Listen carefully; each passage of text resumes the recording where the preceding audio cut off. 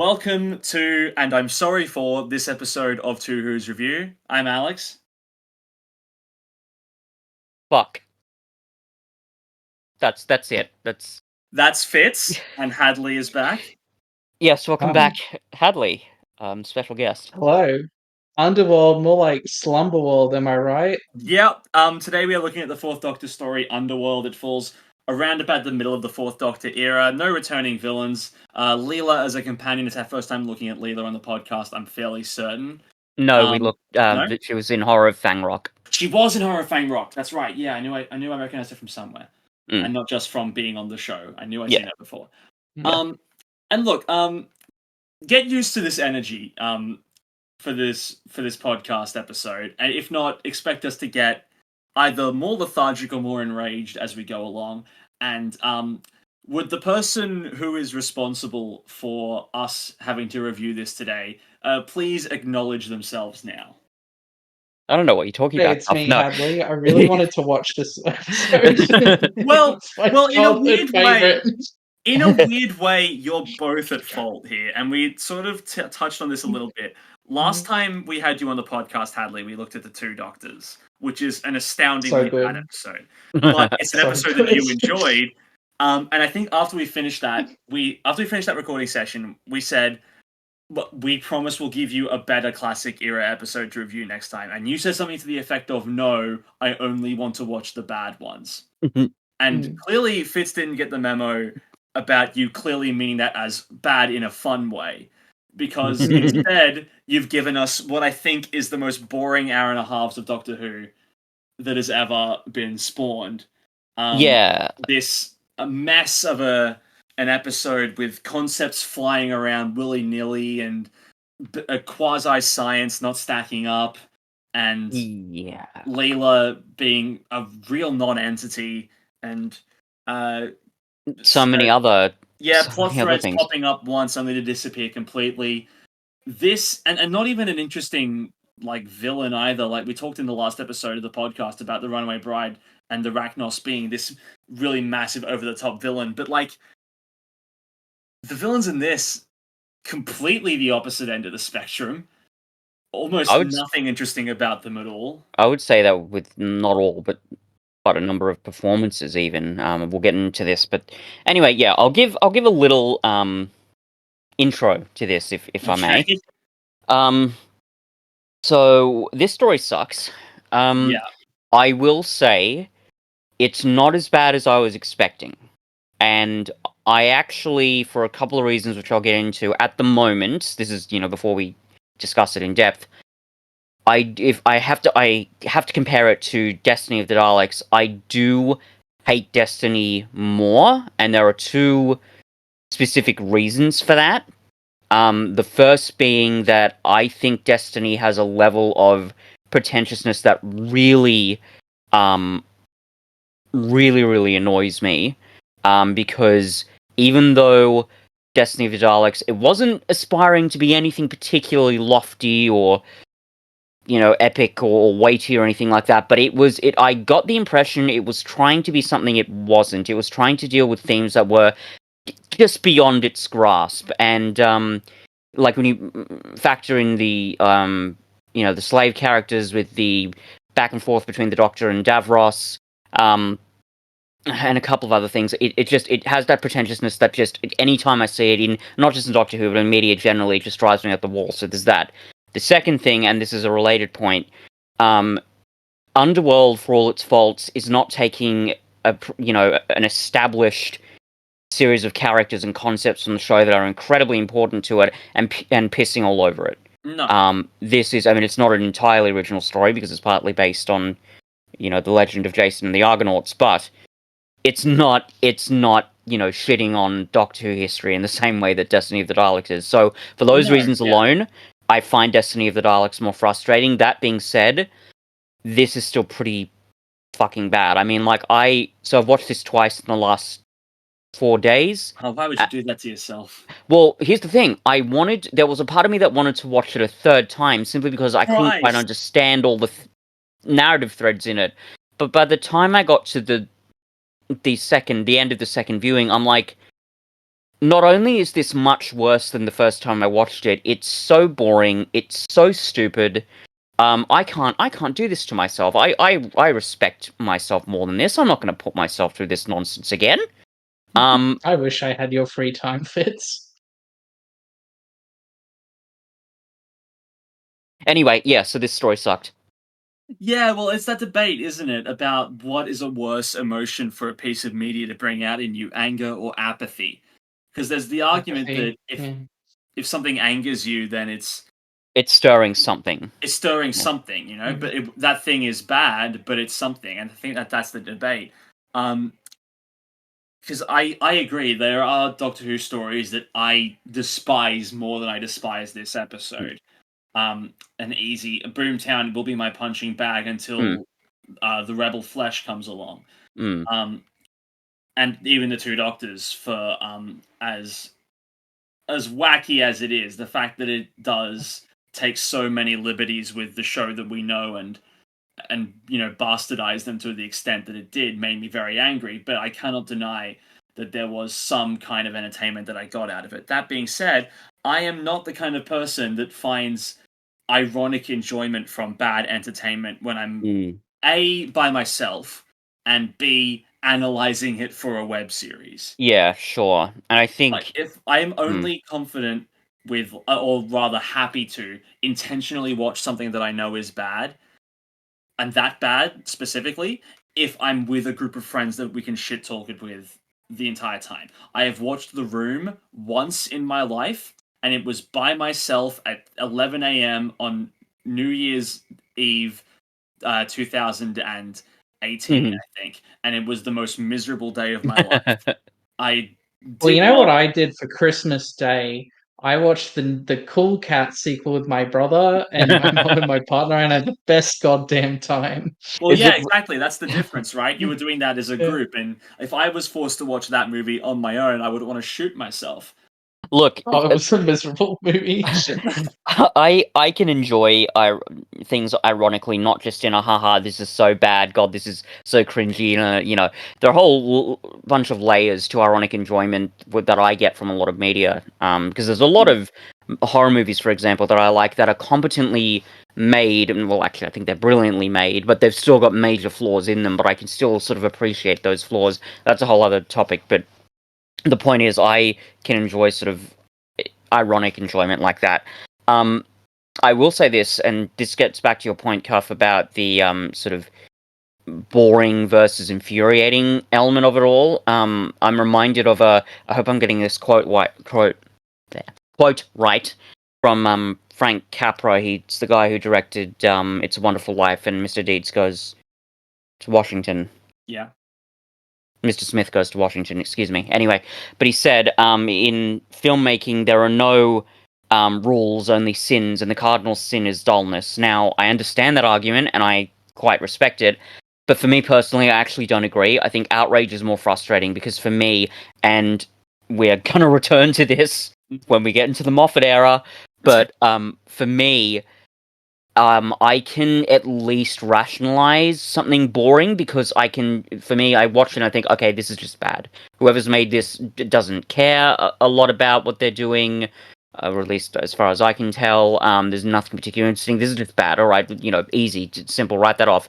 What I cannot stand, and you've probably noticed this from many of our discussions, both on and off the podcast, is pretentious nonsense that, you know, pretends to be something more than it is. This is true of Destiny of the Daleks. It is true of the Moffat era. It is true of The Great Gatsby. So that for me is worse, and that's why I think Destiny of the Daleks is still worse than this story.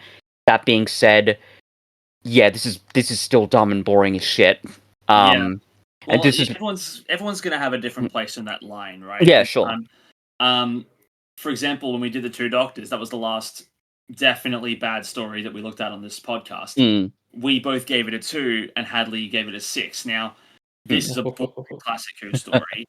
What is your opinion of it? Yeah. I think H. Bomber Guy said it best in his Ruby review. This is a really great show to read a wiki about. Because there is some great backstory that I followed for like half of it that is all happening before the story takes place. Yeah. So we're stuck with whatever this is. Yep. Yeah, and I'll add to that. And we'll get to this as well. A lot of people online, the consensus is that episode 1 is fine and sets up a lot of interesting stuff. Yeah. But then as soon as episode 2 begins, it throws it all out the window and goes for something completely worse. Yeah, for sure. I didn't mind episode 1 when I started watching it for the first time. Like, oh, yeah, maybe it's not great, but like it's kind of interesting. Also, I know the special effects get criticized a lot in this story. I'm not bothered too much by bad special effects, especially in Doctor Who. It is what it is, and as long as there's a strong story to back it up, it doesn't really bother me. But the effects in part 1 aren't bad. No.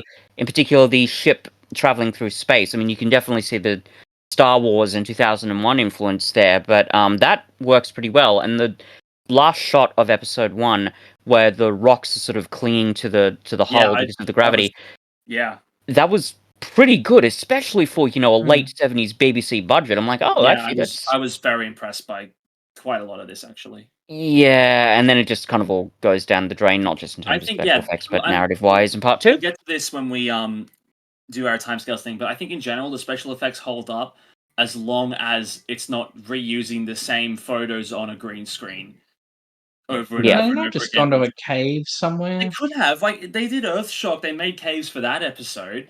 They didn't need to green screen every single cave, and more of it, if they were going to, they could have gotten more than 5 cave photos to not make every single landscape look exactly the same. I think that is what contributes to the boredom more than anything else. The fact that for 90% of episodes 2 to 4, every single environment looks exactly the same. I think I don't know where I got this impression, but when I started to watch it, I thought, oh, is it actually going to be as bad as I suspect, where like 80% of it is just wandering around caves over and over, and it kind of is, and because of that, it's not great. I read because I've got this on DVD, in the little, the inner DVD sleeve, it talks about some of the backstory of it, and it said how much an influence Star Wars was on this story, so maybe they were just thinking, oh, yeah, let's put a lot of visual effects, who cares if we've got a, late 70s BBC budget, let's try it. But the frustrating part is, and as I say, if the story was solid, I wouldn't mind that so much.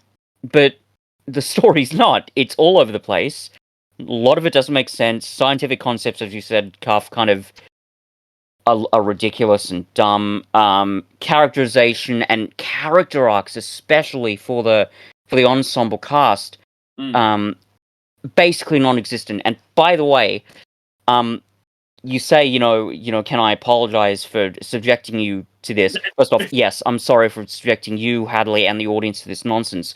But I'm just going to ask one little request, and this is not just in this review. This is basically for the whole history of time. I never, as long as I live, want to hear the phrase, the quest is the quest, ever. And I swear to God, if any of you or anybody says that to me, I'm going to be tempted to just walk the other way. Because I can't stand that phrase. It's so fucking stupid, and it doesn't mean anything, and it's a bad piece of characterization, and every time they said it after the first time, I thought, oh, how did I not notice this? I thought it was like only once or twice they said it. It's like, Jackson says it like 6 or 7 times, and it's just painful and stupid and pointless. Anyway, sorry for that tangent, but Jesus Christ, I had to get that out of the way from the beginning. I never want to hear that phrase again. Sure. Before we dive too deep, let's turn ourselves to the timescales. Because we've been fairly negative on this story, but we have been surprised by the, maybe not larger Doctor Who fan base, but the subsection of the fan base that uploads reviews to timescales. So maybe they have a completely different opinion. Out of 101 votes, this episode has an average rating of 4.5. Too high. Yeah, it's a bit high. No, maybe not that much higher, but but a bit high, certainly. I wouldn't, like I said, I wouldn't put it terribly low. It's not in my, like, it might be my bottom 10 for the podcast.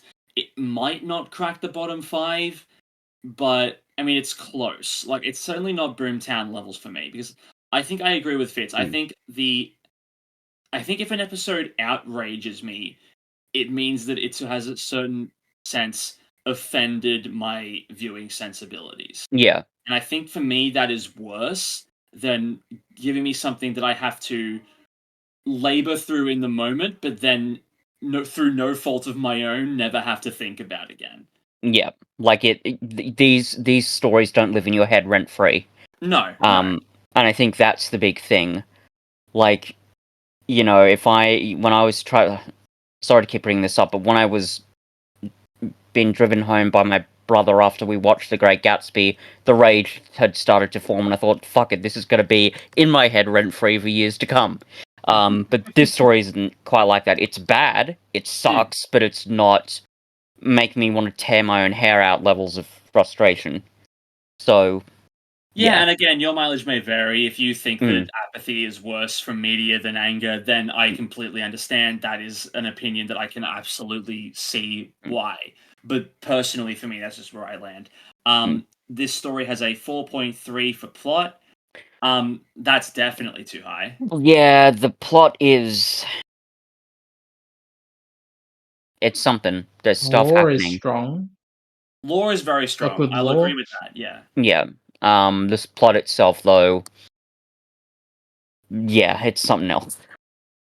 Yeah, and I think we'll get to this when we do a bit more of an in-depth analysis. But I do it's something I hadn't quite thought about until you brought it up, Hadley. But yeah, I definitely am way more interested by the stuff that they don't show us than the stuff that they do, because a lot of the the crew stuck on this 100,000-year mission to revive their species, and even just the interaction with the Time Lords prior.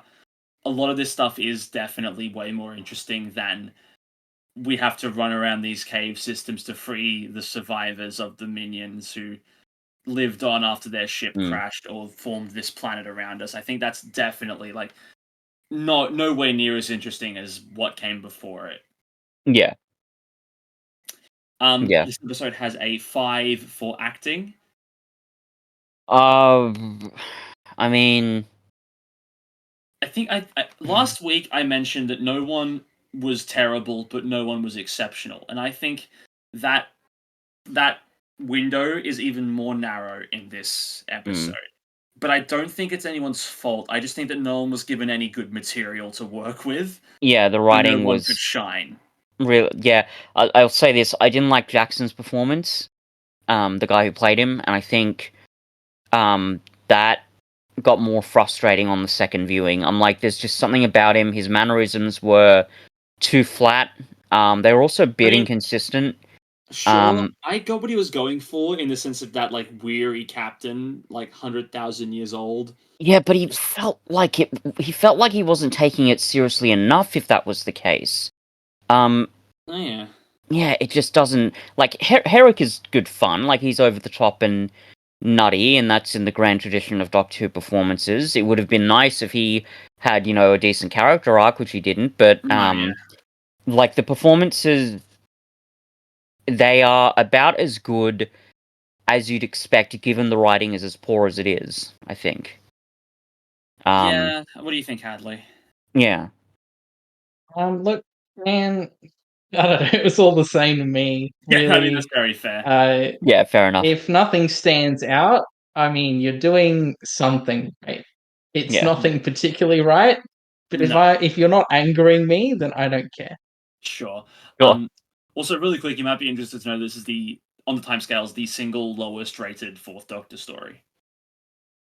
I believe I'm glad this is my introduction to the Fourth Doctor, because Five Doctors do not count. Oh no. I mean, look, the Doctor, the way that he's characterized isn't far horrendous, but no. Yeah. I mean, I liked the scene at the start where he's telling K9 to shut up, and then Leela interrupts. He's like, "What? I got a right to tell him to shut up." There's some scenes in the Fourth Doctor's run. I think in particular in I think it's Invasion of Time, which I think is Leela's departing episode. They get really shitty towards K9, and there's a bit where he starts crying, and then Leela just sort of comforts him and say, "I'm sorry, I shouted at you, K9." So I'm sorry for him. This K9 treatment? Yeah. It's a robot. He was the Martha Stewart of the classic era. How could you ever be angry at a robot dog who is as accommodating as K9 is? like I've only seen a handful of classic era K9 stories, but like even from like the few instances of K9 appearing in Revival Who, I love K9. Like Yeah, he's he's good. such a product of the 70s and unapologetically so. Yeah. And it's like it's bizarre to me that like the two classic era stories that have prominently featured K9, this in which his owners are kind of mean to him, and the Leisure Hive, who in which his only prominent role is to immediately drown himself to be taken out of the story. It's just Yeah. so weird that like the writers clearly hated K9 and Mm. lashed out in the Which voices of sucks the because Doctor. he's so sweet and he's a really nice character. It's a shame. By the way, can we just talk about the writers for a second? I don't know if you saw Cuff, but do you know who wrote this story? Bob Baker and Dave Martin. I want to take a guess at what else they wrote.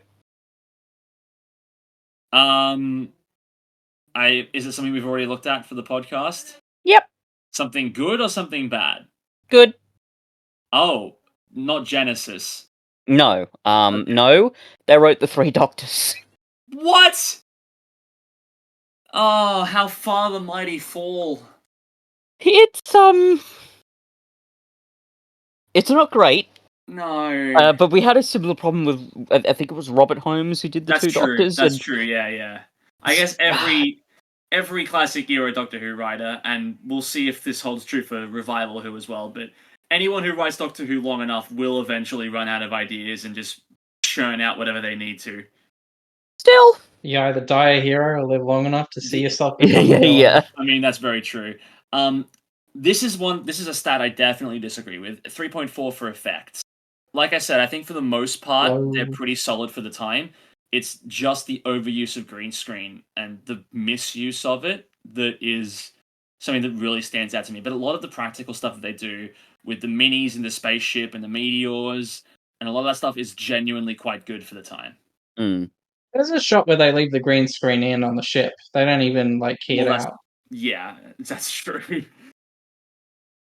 By the way, I'm just looking up. This is a bit of a tangent. I'm looking up Bob Baker on the TARDIS wiki.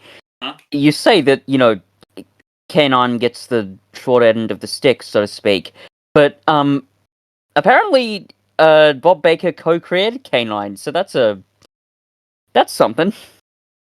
Kill your darlings. Kill your darlings, and eventually you just you bitter resentment for what you've unleashed on the world. Maybe you just hated John Leeson. Oh. Yeah, Arthur Conan Doyle hated Sherlock Holmes. That's true. Yeah. 3.5 for replay value. No, I'm proof of that.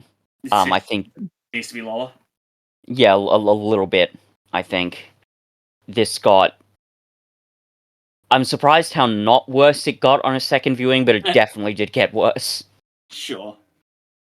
And 2 out of 54 people say this requires a previous story. I think in the sense that from this story alone, you don't really get a good sense of who Leela is, and it's not an amazing episode for exploring the Doctor as a character. No. But it is mostly standalone. Yeah, I mean they've got the backstory with the Time Lords and the Minions, but they discuss it effectively enough so that it works within the story. Yeah. Actually, and as we said with the backstory, I actually really like that idea. The idea that the Time Lords, the whole idea of their non-intervention policy came when they decided to become basically gods to these people, and then the people said, no, fuck off. Yeah, well, getting into it now, I think that is one of the stronger elements of the story, that, small amount of Time Lord lore that we do get. It's amazing that because it seems unlike the Time Lords, because the fact that they basically got, I would imagine a lot of Time Lords would love to be known as gods. But the way it's characterized in this, I definitely understand why they would have taken from this experience and gone, okay, never again. Yeah, I think that element is quite rich. It almost, I've written this down here, but it almost reminds me of 2001: A Space Odyssey, because the big implication in that story is that the entire progress and advancement, certainly technological advancement of the human race, is instigated by contact with this alien monolith. I know there seems to be a parallel between the two there, but perhaps that's just me. Well, also, like, it's also bizarre that the Time Lords would have gifted at least a form of regeneration to these people. They call it regeneration in the episode. It clearly isn't exactly the same. It just appears to be like a de-aging kind of system. But it's still, I'm surprised in a way how little focus that element gets, because that seems like a pretty big thing. It's like, oh, a whole nother species has the ability to regenerate. I mean, as I say, it's not quite the same thing, but no. And I think that is just another part of episode 1 being definitely the strongest episode of this story. How that is the only episode that touches on that concept, and even to any degree addresses the curse of immortality that this crew of explorers have. Because by the end of it, they're like, at the very least at the start, they seem to me anyway like their goal is, we've got to find the cylinders and then the quest is over and then we can die. But like it doesn't seem to be that the case by the end. There seem like, and maybe the discovery and the journey that they've gone on, contrasting with the 100,000 years of tracking this one ship, breathed new life into them, which is very, very fair enough. But to not address it by the end is a bit like, why'd you introduce this element in the first place? Just make them an immortal race. Don't give them Time Lord properties, or just make them able to live for hundreds and thousands, if not millions of years. Yeah, I don't know whether that's some reference to Greek mythology. I'm not aware of it, if it is, but that's just one of the, a number of sci-fi concepts in this story that are not really explained or used very well, so. Yeah, I would have bet good money that the pacifiers from episode 1 would have had a bigger role than they did, because they took a significant amount of time to showcase this arguably morally iffy technology.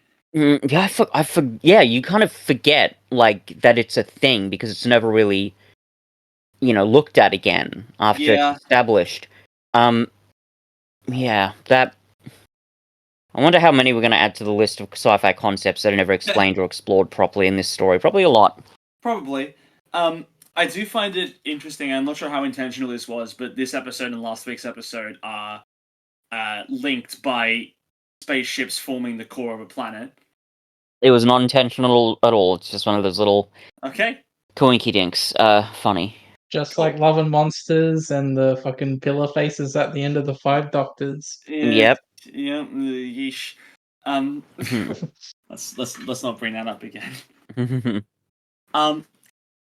And like, look, this is where, and I think that this is a concept, that's where episode 2 begins, right? The discovery that the spaceship is the middle of this planet. And I think this is where a lot of the problems begin, because this is where the quasi-science starts to kick in. Oh yeah, no, it makes no sense.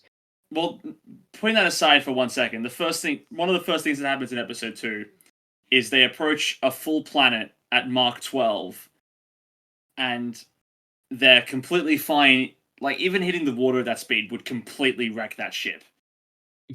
Instantly. Doesn't matter. They said the planet was soft because it was new. That's bullshit. Yeah. Doesn't matter. You can rock is rock. Rocket, yeah, you can seriously injure yourself by just simply belly flopping on water. If you hit a body of water at Mach 12, you are disintegrated. Yeah. Instantly. And then the entire premise of the episode is that the center of this planet, and as we later see, the core, are easily traversable, and they describe it as so because the planet doesn't have a molten core. Its core is a spaceship.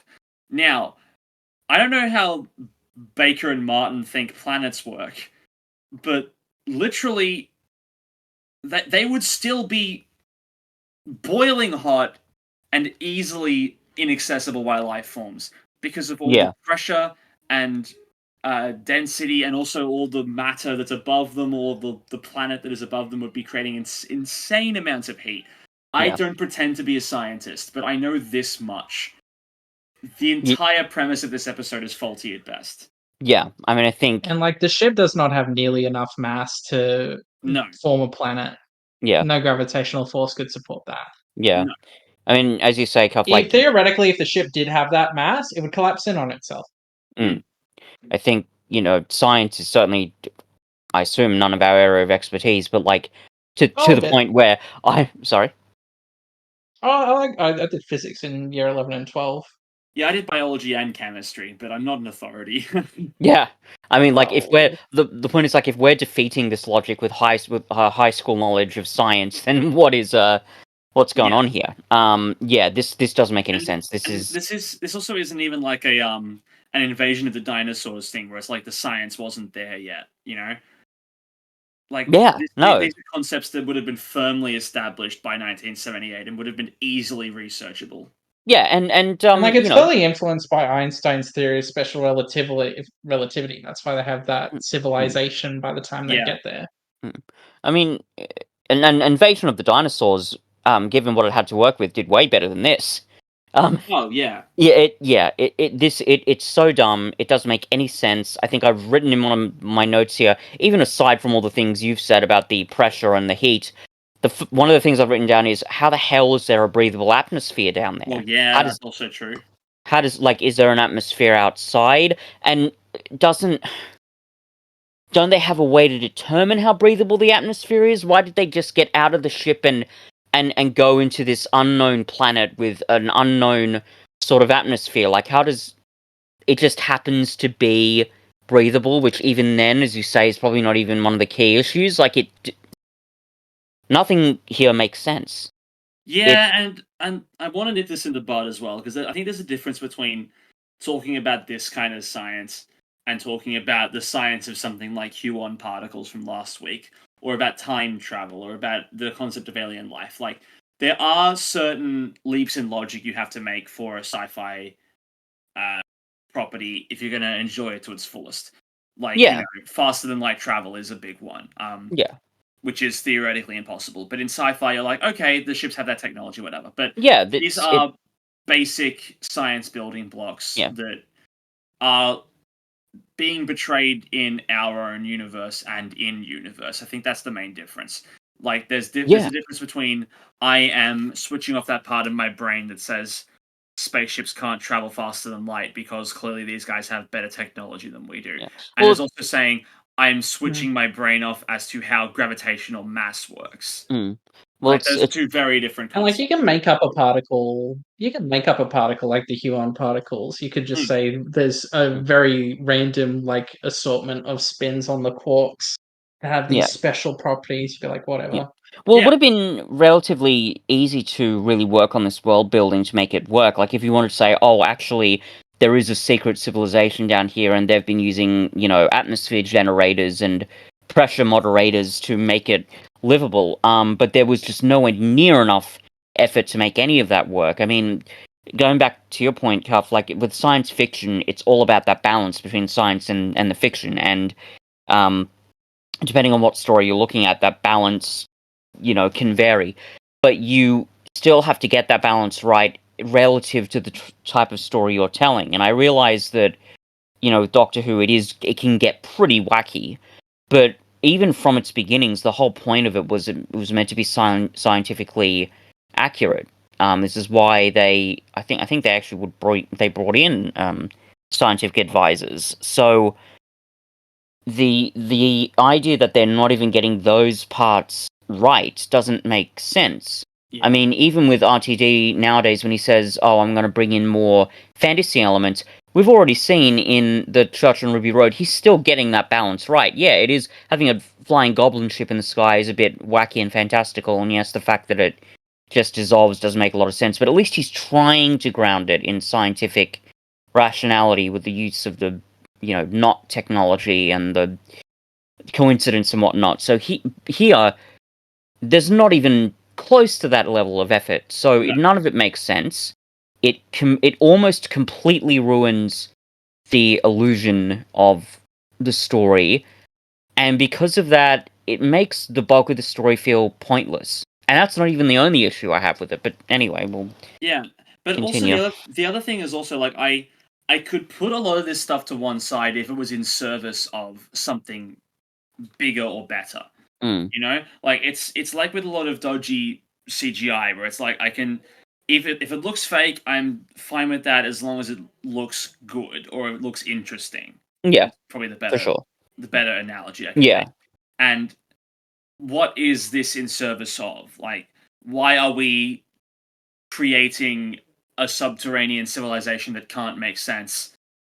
Why are we completely throwing out the basic building blocks of science that we know to be true? It's to tell a rebellion story that we've seen a million times in different locales, and you know, there's nothing that is added to or facilitated by it being set beneath caverns or set it in caverns beneath the planet, very very close to the core. Like, you know, there's nothing about the story that is amplified by the fact that they're choosing to get the science wrong, and I think that for me is, I think, one of the worst parts of it. Yeah, it's just, as far as I'm concerned, just laziness across the board. And as I said, well, no, as you've sort of said, Cuff, there's nothing to support this poorly considered world building. Because as I said, there is, as far as I can tell, no character arcs with the secondary characters here. No. Or any of them really. Like even with Jackson, him reconciling with the fact that, oh, I should be bringing all these other people on board to save them because these are my people. He doesn't really reach that conclusion properly because the Doctor quite literally pushes him into sort of trying to acknowledge it. There's no character arc there. No one else has a character arc either. Like the closest that comes is what's his name, Herrick, who goes from being immediately and overly antagonistic to, well, no one. He never reconciles with the Doctor or says he was wrong. Like, that doesn't go anywhere. Well, even then, it, like, the core of him is that he's, you know, he wants to complete this mission, with, you know, a bit of a hatred for Time Lords. But even then, there's no character arc there, because the only reason that why that sort of characterization seems to get resolved is because he does what he wants to do. He completes his mission. So there's nothing learned, there's no change, really, with his character. He's basically the same near the end as he is at the beginning. And that sort of stuff just doesn't fly, as far as I'm concerned, with a very narrative heavy sort of story that you find in Doctor Who. So yeah, bad characters. Yeah, I'm not going to remember any of these guys in like a week. No. Dude with the curly brown hair kind of looked like Jeff Bezos. That's what I will remember. I hadn't thought about that, but I can kind of see it. Isn't Jeff Bezos famously bald? Yeah, it's like, you know, it's like Lex Luthor before the ending of the original Superman movie. Yeah, I suppose. Going back to the world building and the lore, there is an interesting thing that is brought up in the back half of the story, and it's this the computer system of P7E that is like glitching or malfunctioning, and now perceives itself as an oracle or a god. Yeah, we definitely need to talk about that. There are few lines of dialogue in this story that I genuinely really really like, but there is one when the Doctor is talking to the computer, and it's like the computer says something to the effect of, "Who are you to speak to me like that?" And then the Doctor responds with something to the effect of, who would I have to be to speak to you like that? That is like a classic Doctor rebuttal that and maybe it's not even that great, but the fact that it stood out in this otherwise bland episode where that line happened, and I went, oh, there's the spark. This is still Doctor Who after all. We're still here. Yep. They're trying occasionally. on a similar note, I like the Doctor's line where he said, the more official mumbo jumbo, the greater the effect. That's the whole point of official sadism. I thought, again, a very Doctor line, kind of clever in its own way. As you said, Cuff, one of the few highlights of dialogue in an otherwise dumb, pointless story. But yeah, can we talk about the Oracle for a second? Because here's one of the problems I have. Now, as I said, I've watched this story twice, and I think one of the last notes that I've written down here, and I've written down in all caps, what was the villain's motivation? Well, yeah, I don't understand why any of this is happening. Why are they using slave labor? Why does the Oracle need to protect the genetic bank? Is there any backstory here? Was any of this explained? Because I couldn't see any of it. Well, that was going to be annoyed the shit out of me. That was going to be my point as well. Like the computer's doing this for, I guess, because it glitched and thinks it needs to. But like, that's never explained properly. Well, yeah.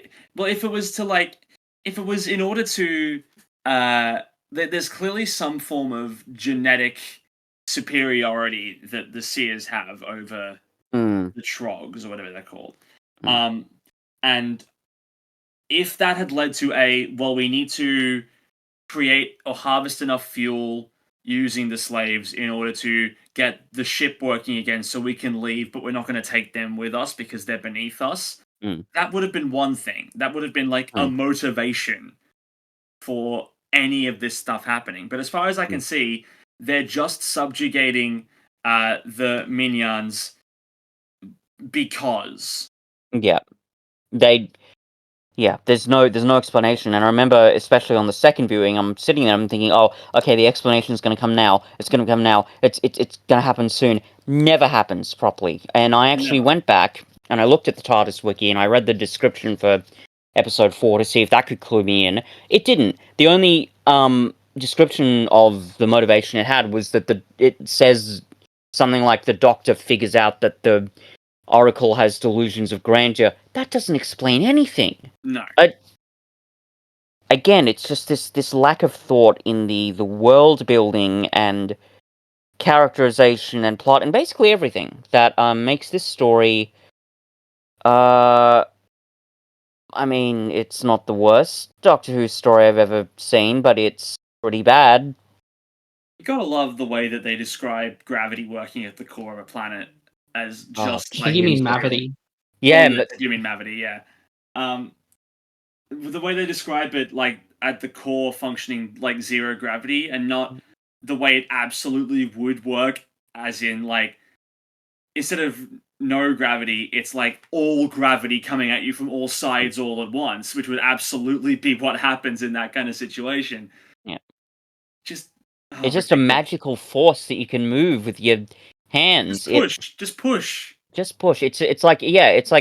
It's almost like the scene in Willy Wonka and the Chocolate Factory where they have to get down from the fan. I had that thought as well. It was remarkably like the fizzy lifting drink room. God, that was stupid. By the way, this is a small thing. But I think in Wild Blue Yonder, the Doctor says that, this is the furthest, I've ever traveled. But technically, the Doctor says in the beginning of this story that this is also the edge of the universe. Well, is it though? Because at that point they encounter the nebula and the new like cluster of space dust or whatever it is. So there clearly is like a further than this, like this clearly isn't. The universe is always expanding. Yeah, and this also like. This clearly isn't the edge of the universe because there's a place that they go to in that area. So I did have a thought there. I was like, oh, is this... But even then, I would have probably let RTD off because, like... Oh, yeah. You're not going to watch Underworld to do research on this thing. Like, it's... No, I wasn't bothered. It was just a weird little curiosity. And I have heard that there is at least one classic era story that references the destruction of the Earth, and it completely contradicts the end of the world, the Ninth Doctor story. So, like, yeah, it's Doctor Who. Yeah, anytime it contradicts its own canon to like a minor extent like this in terms of world, it's generally okay. I obviously have a problem with when they take massive liberties with the character and like their history and lore, which is why I think Timeless Child is different from something like this. Or original concepts in the show, if they do something really dumb and stupid like what they did with Destiny of the Daleks, that can be a bit frustrating. But with stuff like this, that's fine. And also, I think now, I don't know whether it's been confirmed, but there's these rumors that with the bi-generation thing, there's going to be, multiple universes, so to speak. So it is, in a way, kind of clever that RTD did that, because now he can just retcon and explain all these weird contradictions. So, yeah, like, as we've Timeless said... Child, there was a scene where he was talking to the minions about regeneration. He's like, oh, I've had like 2 or 3 of those. Like, no, you haven't. Nope. Nope. Oh, God. Well, I mean, Devil's Advocate, he certainly thinks he has. But yes. But in World, no, you've had many, many, many. Oh, God. It's just... boy. It's Doctor Who, it's... Yeah. Anyway, Why? I mentioned earlier... yeah. I mentioned earlier that it's not a very good impression, or first impression of Leela. Yeah, this is not a good Leela episode. She doesn't really get that much to do, especially not when compared to Horror of Fang Rock, which we looked at last year. Yeah. In that one, it's like her personality is like very much at the forefront. Like, you get bits of it here, and it's like the bits that come out are interesting enough, or at least they're different enough from the majority of companions that we get, that they do still stand out. But it's yeah. It's just a Is thing she of, meant like, to be a cave woman? I don't know the full backstory. I'll hand over to Fitz. Yes, like, that general impression is correct. She comes from a planet of tribal people, and they're a warrior tribe. It is a shame that because in this story she's basically just used as a character for the Doctor to make fun of, and it really fucking sucks because it's dumb and annoying and pointless. And every time he calls her primitive, I do flinch a little bit. Yeah, so do I. And that's not the only time that the Doctor does that. And the thing is, I could almost forgive that if there was maybe like some irony where we realize, oh, actually, Doctor, that's a really shitty thing to say. But it's never certainly investigated or explored here, and because it's in the context of Leela not being able to do much in the plot, it's even worse, because at least in Horror of Fang Rock, she does do things with the plot, and she helps the Doctor to figure out the answer and the solution to fix the problem. Here, she's just there as someone to make fun of, and it really sucks. She's along for the ride. She gets to shoot a shield gun occasionally. But, like, what does that amount to, you know? Yeah, I know. Like, she's there to be violent, so the Doctor can't, or doesn't have to, I should say. The sequence where she gets pacified is really, like, it borders into icky, because it's like it's such a drastic change of personality, and making someone agreeable like that is and it borders into like some really, really like gross commentary that I don't want to think about. It obviously isn't the intention, and it doesn't get there. But it gets close. Yeah, I understand what you mean. And also, and then the fact that they have that nasty, kind of nasty line where the Doctor says, someone, I think it was Jackson, asks him, oh, is she primitive? And he says, oh, absolutely. And Jackson's like, oh, well, it'll take several hours to wear off. And I'm like, really? Really, Bob Baker and Dave Martin? Was that a line that had to be put in the show? Was any of this... Did any of this have to be put in the story? I know that's getting a bit off topic, but you know what I mean? It's just a really frustrating, characterization for Leela. And look,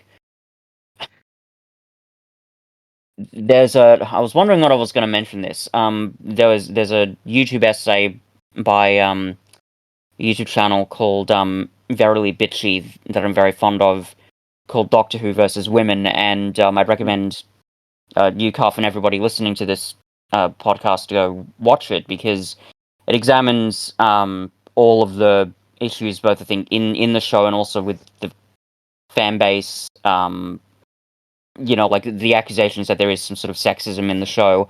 And it's pointed out that there is... How'd you find that video, Fitz? Sorry? How'd you find that video? a really, really smart and clever friend linked it to me and said that I should watch it. Hadley sent it to me. It was yeah. Okay, there you go. Yeah. That's why. But it points out that in the classic era, there is kind of an inherently sort of sexist quality to that relationship. And I don't know like how much I could comment on that myself, but when you will look at this story, it makes me think, oh, this is what that video essay was talking about. That, and it sucks. It just sucks. That, you know, that the story like is that bad really in most on most levels, but with those characterizations make me think, oh, okay, this is what people complain about. That's a real shame. So yeah. Yeah, I mean, you know, it's rough, and there are better Leela stories out there than this. Yeah. It's just a shame that this is one of the bad ones, and Yeah. does get really, really gross at times in bizarre ways. Like, luckily, those elements don't draw too much focus. No, because there's so like there's a different draft of this script that exists somewhere out there where Leela gets pacified and that becomes a massive focus, and I think that might be like very, very bad to. But like, you know, it's still not great. No. At the very least, as we say, not a complete little episode. No. By contrast, I enjoy how much K9 gets to do in this story. Maybe just because I do think that it's like I'm still thinking about Leisure Hive, and that was just so funny with K9 what they did with him in that. Yeah. But this is actually getting to see, like, you know, he's analyzing stuff, he's blowing down doors, he's going to fetch the doctor. Fetch. But, you know, like, it's a good K9 episode in that regard. Like, he's not present the entire time, but they do find a good excuse to leave him out of the conflict for the most part, where it's like he's busy helping to recharge the ship. That's fair enough. Like, if you're not going to use him for the entire story, using that as an excuse is better than he decided to, you know, hover himself into the ocean to fetch a beach ball and short circuit it in the first 2 minutes of the story, which will forever not be hilarious to me. Yeah. It's I mean there probably are better K9 episodes, but it's pretty alright. So, fun enough. So certainly one of the least offensive parts of this story. No, certainly, yeah. Sorry, you go ahead, but I'll just say real quick, I'm kind of running on fumes. I think that we're pretty close to the end of this discussion, and I think there's not much more else to say about this. I think it's very, like, it is what it is, and what it is a bland, not very good mess. Yeah. I'll just bring up two final points here. The first is when the Doctor gives the Seers the bombs instead of the genetic banks, like I've written down here, like wouldn't they know, or at least have been told that there were decoys involved? Like, how did they not realize? Like, how could the Oracle have not planned any of this out? Do you know what I mean? Like, I know this just goes back to that poor writing for the villains, but that's just a whole thing that doesn't make any sense. I could just about reason it away by going, they know that the Doctor took the cylinders, and they find the Doctor with some cylinders and just assume that they're the same ones. Like, they're not very intelligent in that regard, but they're not really characterized that way. They're just sort of like the snobby and elitist thing of being like, there's no way that these troglodytes could have gotten one over on us. We're clearly superior. So our first instinct is... I agree that there must have been, like, there's gotta have been a way that they could have told, like, beforehand. The fact that it gets so long before they find out is a bit, like... But even... Someone should have at least asked the question, are we sure these are the same ones? Yeah, like, and your point about, you know, sort of emphasizing their nasty superiority complex, that's a really cool idea, but that doesn't really get explored, or if it does, it barely gets explored. They did it better in the Crotons, for example. So that's a shame. And the other point that I'll bring up is and this goes back to something I said before.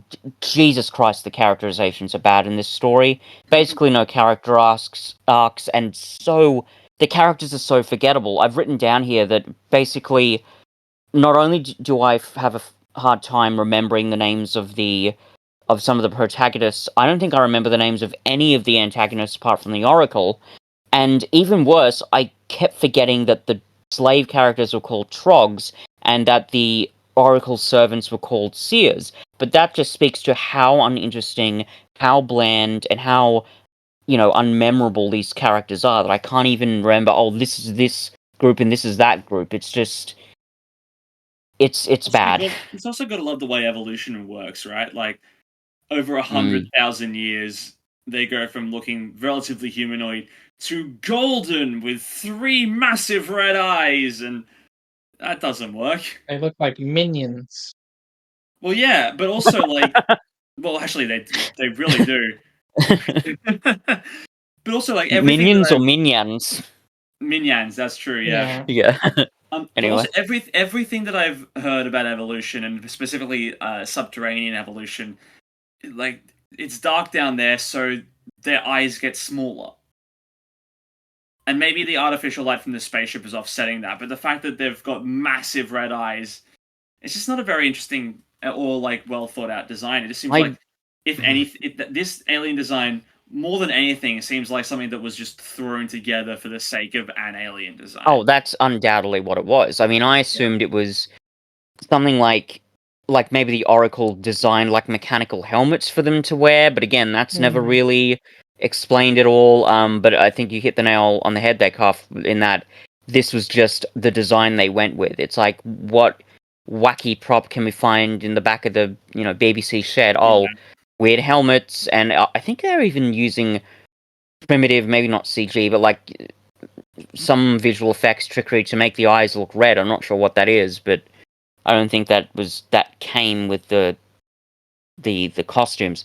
Either way, dumb design, doesn't really make sense. Just and thinking about the timeline of evolution, humans been around for 400,000 years, so it takes a bit longer than that to evolve into a completely different species. Yeah, exactly. Like, this is like that amount of change over just 100,000 years, if that, just doesn't line up. Also, you gotta love the way the toxic fumigation vents work, right? Like, the Doctor reverses them, and then literally all of the gas, wherever it is in the room, gets sucked back in, even if it's like starting to dissipate in the rest of the air. That doesn't work. Yeah. I'm with you, the point about the evolution. The only thing in Doctor Who that would contradict that idea is with the Daleks, and that's because they've been genetically engineered with radiation. So it's... And God knows they didn't do any of that here. No. They do mention that there is a small amount of radiation coming from the planet. That's never brought up again, is it? No, it's just there to be a vessel to power up the ship again. That's all it is. They don't use it in the story at all. Like, and maybe that's what they're harvesting from the rocks as well. If it is, it was kind of unclear. Everything's unclear in this story, Cuff. Nothing makes sense. Yeah, and I think we've basically covered it. Yeah, I mean, unless there's anything you'd like to add, Hadley, I think I'm basically Sleepy done. Time for me. Fair enough. Yeah, I think Back to Underworld. Yeah, fair enough. I am gonna give this story a 3. I think I'm gonna give it a 2. Not Destiny of the Daleks bad, but pretty bad. Let's be honest. Yeah, 3 will do. 3 will do. Cool. Amazing. Okay. Well, Hadley, thank you for joining us over these first 2 episodes of the year. Yes, thank you. Well, you're welcome. I didn't realize you wanted me to say something. Yes. No, that's all right. It was not like we were fishing for anything there, but is there anything you'd like to plug? Stelbred is going to release videos at some point this year. Definitely something. Maybe we'll finish Barnacles, who's to say. But that's the joy of subscribing to our channel. You never know what you're going to get. Maybe we'll continue Beware. Maybe we'll finish Barnacles, or maybe we'll do the next Joel Hammer Oscar movie challenge. It's all in the air right now. Stuff's coming, no matter what it is. Yeah. Subscribe to Stale Bread if you want more Hadley. And also some Jared. We'll get Jared on the podcast eventually. Yeah. Yes. But next week on the podcast, it's just you and me again, Fitz, and we're going to be discussing Smith and Jones, the first episode of Series 3 proper, and our introduction to Martha Jones. I'm pretty keen for it. I remember it being a really good story. I'm just very excited to start Season 3 and 4. This, to me, is peak Doctor Who, and I'm very happy to be starting it now. Yeah, it's good stuff. Until then, I'm Alex. And I'm sorry. I'm Hadley. God damn it.